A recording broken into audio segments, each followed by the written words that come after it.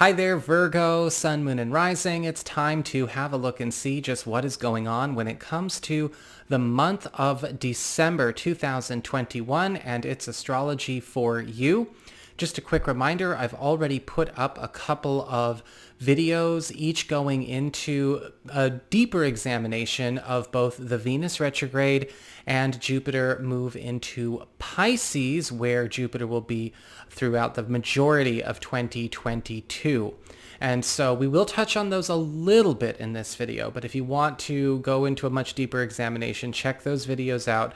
You can find those by following the links below or just simply going to my main channel page and scrolling down to the Major Astrology Shifts playlist. Don't forget, if you ever want to get a session with me, you can go on ahead to my website, integrativemysticism.com, and leave a like, share, and subscribe. Y'all know I appreciate it, and engagement helps this channel out a lot. So speaking of Venus, we'll start there. Venus is in Capricorn all month. Capricorn is your fifth house of love, romance, creativity, recreation, as well as parenthood and your relationships with your children. And Venus isn't retrograde here all month. Venus doesn't turn retrograde until the 19th and then stays retrograde until the 29th of January 2022. With Venus direct, let's talk about Venus direct, right? The planet of favor, popularity, love, and affection. You are actually an affection magnet. You are an attention magnet.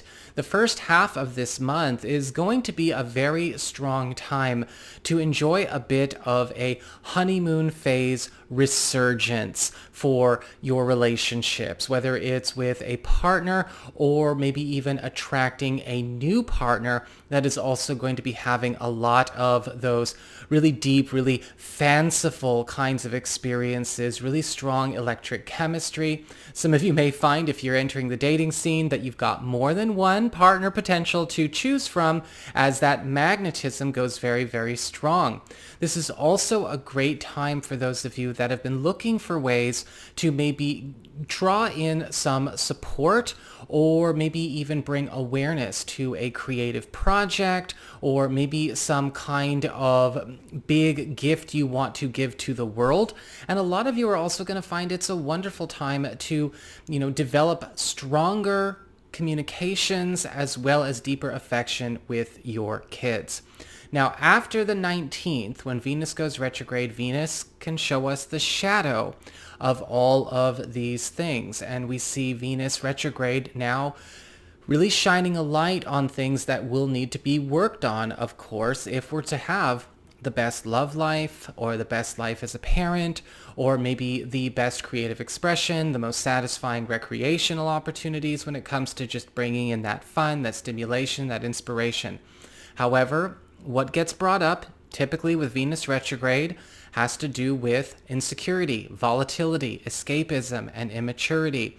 And there may be moments, especially from the 19th of this month through the 29th of January, where those things come up and cannot be ignored because they have to be dealt with.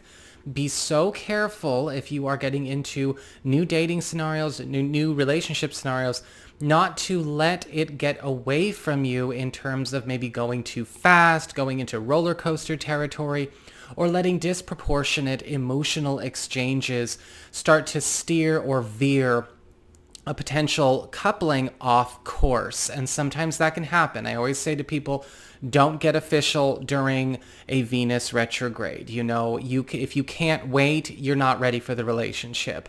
This is ultimately a time where, we get a chance to clear out a lot of cracks and smooth out a lot of wrinkles. There may be also some old issues that come up during this time, even old issues, old challenges that may still be problems between you and your kids, current partners or ex-partners. But this is a time to be settling those issues for good instead of having them remain elephants in the room. Now, this is not necessarily going to be super difficult this month. This month, we do have some lovely aspects really taking the edge off of this experience. The Sun and Mercury will be in Capricorn the second half of the month. And the Sun, of course, is bringing attention, enhancement, and support, bringing in levity, bringing in humor, bringing in joy. And this is an opportunity to, even if there are some issues with Venus retrograde, the fixes, right? The problem solving, all of that is going to be so much easier. People are a lot more cooperative. We don't really have defensiveness or endorsement of bad behavior. We don't have a lot of excuse making. People are really solution oriented at this time. And you are finding with the sun in Sagittarius a lot of healing opportunities coming as well. So this is not necessarily going to be the worst kind of Venus retrograde it could have been. In fact, Mercury is also opening up lines of communication to assist with getting messages, thoughts, and feelings aired that maybe have been ineffable, or people have just not been very good at putting their thoughts into words before. And so this is going to allow for a lot of relationships to get a lot closer.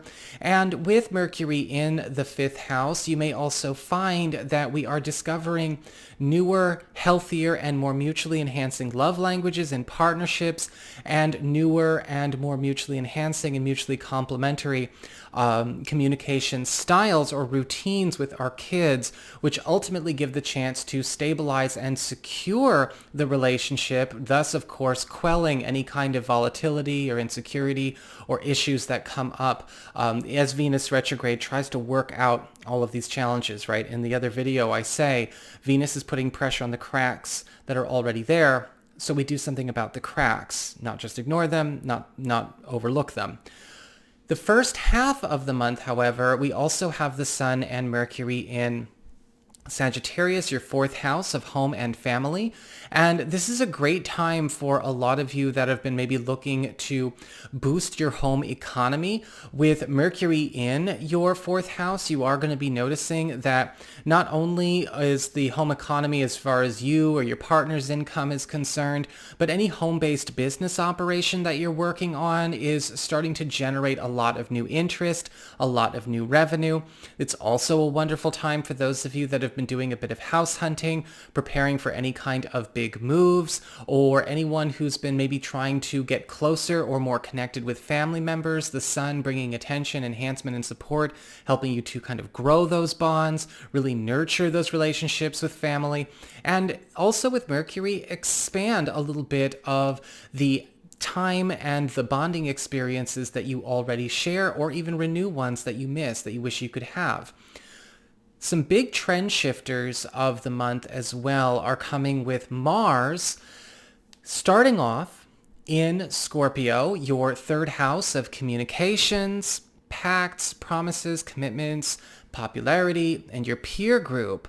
And with Mars in the 3rd house, this is a great time for you to really start making some systemic changes in how things are flowing in your community, on and off the job, in your social life, how you are treated, how you are seen, and also renegotiating, revising, or even clearing away any kind of unhappy or unhealthy commitments, contracts, or binds that are holding you in the past. This is also a great time to spearhead new trends in a lot of your social and professional circles, because with Mars in Scorpio, people are listening to you. But be mindful, right? It's the planet of action, passion, and energy and obstacle clearing. You have to be ready to put your money and your energy where your mouth is. You can't be all talk and expect other people to just manifest that reality for you because you said something. That's not doing the work. And also be careful about maybe being a bit harsh sometimes, and I got to pay attention to this myself, because with Mars in Scorpio, sometimes we can be a little bit more fiery in the way that we communicate, especially in the 3rd house. And so, if you're trying to be assertive, don't come off full on aggressive and hostile. Make sure you are saying exactly what you say, what you mean to say, as well as mind your tone, right? Your delivery does matter, and that also includes how you write in text. Always more is more. After the 13th, Mars moves into Sagittarius, where he will remain through the duration of the year and going into January. Again, that 4th house of home and family. And this is a time where a lot of obstacle clearing and a lot of walls are coming down. in family relationships. This is going to open up a lot of old doors and clean out a lot of closets. This can be very validating and very affirming at some points, and this can also be very challenging at others, because with Mars in the fourth house, we are also cleaning up a lot of old business and also confronting a lot of challenges that may be passed down in our family. But with the Mars action on your side, this is also helping you to transform the atmosphere, transform the routine, and transform the very family unit that you are in, that you are experiencing, for the better. Finally, as far as the planets go, we're going to get to luminaries in a sec. We do have Jupiter moving into Pisces December 29th, where again, he will be for the majority of 2022. Jupiter is the planet of expansion, growth, novelty, and wealth. And Pisces is your seventh house of partnerships, closest one-on-one connections. That's your boyfriend, girlfriend, BFF, business partner, husband, wife, roommate, all the people you have your closest one-on-one connections to. Jupiter in the seventh house is huge for all one-on-one relationships. You're going to find that next year, business partnerships, business alliances are going to be thriving. If you are in a working partnership, or maybe you are thinking about partnering up with somebody that is aligned, or possibly going into business with a partner, the economy between the two of you or in your marriage is also going to be going through a huge upswing. And we're also seeing huge opportunities for a lot of you to enact some kind of major shift as far as getting onto a new road, not just a lane shift, but a new road as far as a future plan or future goal or timeline is concerned for your partnerships, for your relationships itself. A lot of you may be even getting engaged or possibly married next year, eloping. Jupiter is all about making everything bigger, making everything stronger. And this includes also drawing in new people. So whether it's a platonic, business, or romantic partnership, Jupiter is really working for you at the very end of this year, but the vast majority of 2022. Now, going into the lunations, our new moon and our full moon. The new moon of the month is actually a new moon solar eclipse in Sagittarius, that fourth house of home and family and your domicile, right? All of that. And this new moon solar eclipse marks a huge new beginning, a huge new cycle, right? New moon, solar eclipse, new beginning. And there's this big window that opens up between the 4th of December and the beginning of March 2022, where a lot of you may actually decide it's time to make a major turn in your family. And this does feel quite intense. This might actually be changing a generational trend. A lot of you may actually also be physically moving, buying or selling a new home, really taking on a new territory for yourself. And very much like the Leo people, this is also an aspect that does bless the opportunity for conceiving a child if you are looking to expand or grow your family. So it's a huge new step for the Virgo people during this window period. Whatever you're trying to make happen, this is here for you. Finally, for our last aspect, we have a full moon in Gemini on December 18th. And this is going to open up a window just basically covering the second half of December.